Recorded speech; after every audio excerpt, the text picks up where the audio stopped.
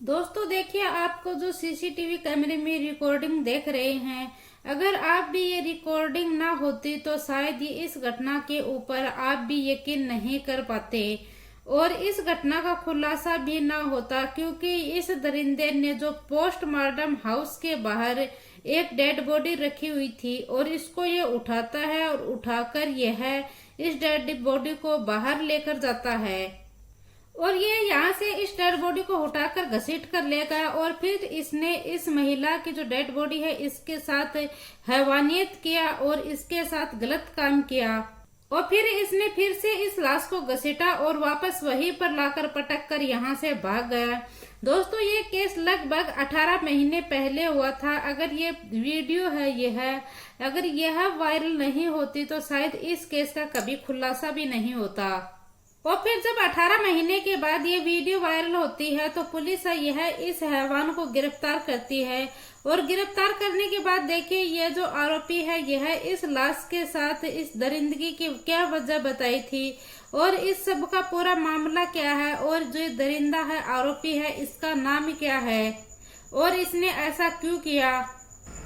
और इस दरिंदे ने इस डेड बॉडी के साथ आखिरकार यह क्यों किया था। तो चलिए इस पूरी कहानी को जानते हैं और यह कहानी सुनकर आप भी हैरान हो जाएंगे। और आज की जो घटना है इस घटना की आखिरकार है शुरुआत हम शुरू से लेकर आखिर तक जानते हैं। नमस्कार, राधे राधे, जय श्री कृष्णा। दोस्तों मैं पूजा, आज जो मैं आपके सामने सच्ची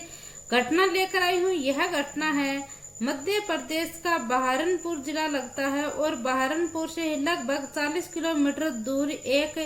खाकनार थाना लगता है और खाकनार थाना के अंतर्गत ही एक हॉस्पिटल आता है और उस हॉस्पिटल का जो प्रभारी डॉक्टर होता है आगा डावर, जो कि 7 अक्टूबर को खाकर थाने में आता है और वह इस थाने में आकर थाना प्रभारी होता है अभिषेक यादव, उनसे वह मुलाकात करता है और उनसे मुलाकात करते ही वह एक वीडियो दिखाता है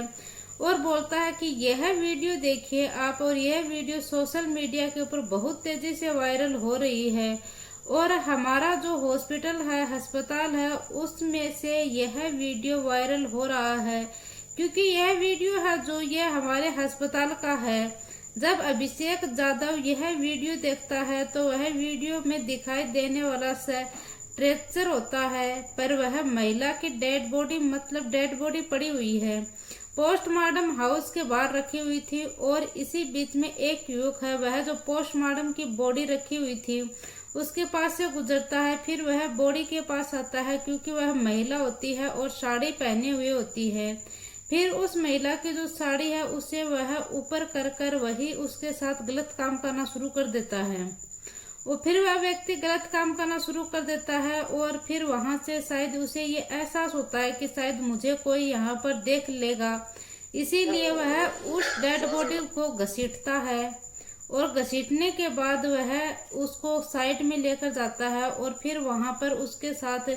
गलत काम करता है और गलत काम करने के बाद और उस डेड बॉडी को वापस वही स्ट्रेचर के ऊपर लाकर छोड़ देता है। और ये डॉक्टर साहब कहते हैं कि ये जो वीडियो है ये वीडियो तो हमारे हॉस्पिटल का है, लेकिन हमें ये नहीं पता है कि यह जो वीडियो है यह कब का है और ये जो महिला है पोस्टमार्टम के लिए जिसकी बॉडी पड़ी हुई है यह महिला किस महिला की बॉडी है और इस महिला के साथ जो गलत काम कर रहा है यह व्यक्ति कौन है। फिर यह सब होता इन सब के बारे में डॉक्टर साहब है जो उस एसपी अभिषेक यादव को बताता है तो वह फौरन तुरंत यानी कि एसपी के अंतर्गत वह अंतर सिंह को कॉल करता है और उसे बताता है सारी बात की साहब ऐसी बात है। और फिर यहाँ पर जो एसपी है वह यहाँ पर तुरंत कलेक्टर को बताता है यह और फिर कलेक्टर को बताया जाता है तो कलेक्टर हरण सिंह होता है और फिर हरण सिंह होता है तो फिर यह इस बात को सीरियस लेते हैं कि आखिरकार यह मामला एक हॉस्पिटल का है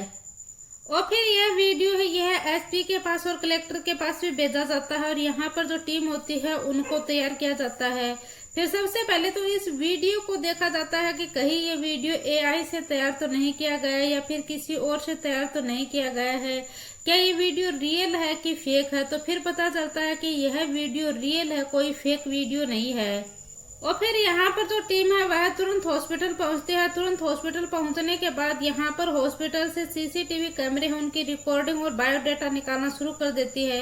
कि इस वीडियो की जांच करना शुरू कर देती है। आखिरकार फाइनली यह ट्रांसफर कब हुआ था, और यहाँ से वीडियो का पता चलता है कि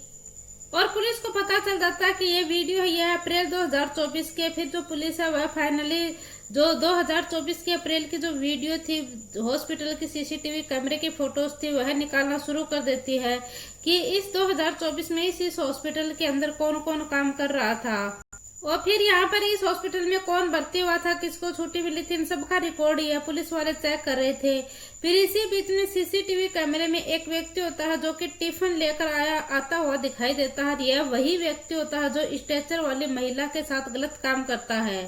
और फिर यहाँ पर जो पुलिस है उनको ये पता चलता है कि यह जो व्यक्ति है यह हॉस्पिटल में काम करने वाला तो नहीं है, लेकिन ये किसी पेशेंट के साथ वाला है। यहाँ पर कौन कौन पेशेंट भर्ती हुए थे, और खासकर महिलाएं पेशेंट कौन कौन भर्ती हुई थी, और उनमें से किसकी मृत्यु हुई थी, और किन किन महिलाओं को यहाँ पर पोस्टमार्टम के लिए रखा गया था। और फिर यहाँ पर पुलिस है उसको पता चलता है कि खानकर इलाके की ही एक महिला है जिसकी 17 अप्रैल को करंट लगकर मौत हो गई थी, और उसकी डेड बॉडी को पोस्टमार्टम के लिए लाया गया था 18 अप्रैल तक। और उस महिला का 18 अप्रैल तक जो उसका पोस्टमार्टम नहीं हुआ था, और उसकी डेड बॉडी वहीं पर रखी हुई थी। दूसरी तरफ ये जो व्यक्ति है ये इसी महिला के साथ गलत काम करता है। और फिर जो पेशेंट भर्ती था उसका नाम यह तंगिया पाट का बोरा घाट का रहने वाला है, और उसका नाम जो साथ में युवक था जिसने इस महिला के साथ गलत काम किया था उसका नाम नीलेश है, और नीलेश की उम्र 25 साल है। नीलेश ने पुलिस वह गिरफ्तार कर लेती है, और इसको ये पता था कि जो हॉस्पिटल में यहाँ सीसीटीवी फोटोज लगे हुए, सीसीटीवी कैमरे लगे हुए हैं, और जो हॉस्पिटल के कर्मचारी हैं उनके पास ये मेरी रिकॉर्डिंग है, और वह हमारे हॉस्पिटल की बदनामी ना हो जाए, इसी वजह से अपने हॉस्पिटल की बदनामी के डर से यह इस वीडियो को दबाए रखे थे। और इसके बाद नीलेश को गिरफ्तार करने के बाद नीलेश का पहले जो मेडिकल होता है वह करवाया गया, और डॉक्टरों का कहना है कि क्या पता नीलेश को कोई बीमारी हो, और यह बीमारी निक्रोफीलिया हो, जिस बीमारी की वजह से इंसान को जो डेड बॉडी होती है उनकी लाशों के साथ संबंध बनाने की इच्छा होती है। और यह बीमारी होती है, यह बीमारी किसी भी इंसान में, नॉर्मल इंसान में हो सकती है, लेकिन किसी का पता नहीं चलता है, और नीलेश में शायद यह बीमारी हो सकती है। और फिर यहाँ पर पुलिस है वह नीलेश से अच्छे से पूछताछ करती है, और उसे पूछती है कि तुमने इस घटना को कैसे अंजाम दिया, और तुम्हारा ऐसा मन कैसे हुआ जो कि एक मरी हुई महिला के साथ तुमने ऐसा किया। तो ये नीलेश ये बताता है कि मैं उस समय मेरे जो चाचा हैं उनका खाना देने के लिए आया था, और उन्हें देखने के लिए आया था। और फिर वह कहता है कि मैं शाम के 6 साढ़े 6 बजे के तकरीबन हॉस्पिटल में आया था, तो मैंने वहां पर देखा कि एक महिला है वह बहुत ही खूबसूरत है, और जिसकी डेड बॉडी है वह स्ट्रेचर पर पड़ी हुई है। उस महिला ने साड़ी पहन रखी थी, और वह महिला बहुत ही खूबसूरत थी। और मैंने ये सब कई बार एक्स वीडियो होते हैं वह वीडियो भी देखे थे, और मैंने ऐसा सुना है कि जो व्यक्ति होते हैं वह डेड बॉडियों के साथ भी गलत रिश्ते करते हैं, और इसकी जो अंदर की इच्छा है वह जाहिर हो जाती है। फिर नीलेश है वह इस महिला के साथ गलत काम करता है, डेड बॉडी के साथ, और गलत काम करने के बाद वह यहाँ से फरार हो जाता है। फिर पुलिस है वह इस नीलेश के बैकग्राउंड के बारे में जानने की कोशिश करती है, इसके गांव पता एड्रेस के बारे में पता करने की कोशिश करती है। तो पता चलता है कि इसके गांव से जो ये नीलेश है यह गांव की कई लड़कियों के साथ गलत व्यवहार कर चुका है, और गांव की कई लड़कियों के साथ अभद्रता से व्यवहार करता है। और फिर नीलेश के बारे में कहा जाता है कि जो जिला कलेक्टर है वह कहता है कि नीलेश के ऊपर रेप का केस नहीं लगेगा, क्योंकि जो और रेप का केस तो उसका लगता है कि जो व्यक्ति जिंदा हो, जो महिला जिंदा हो, लेकिन जिस नीलेश ने जिस महिला के साथ गलत काम किया था वह तो मर चुकी थी।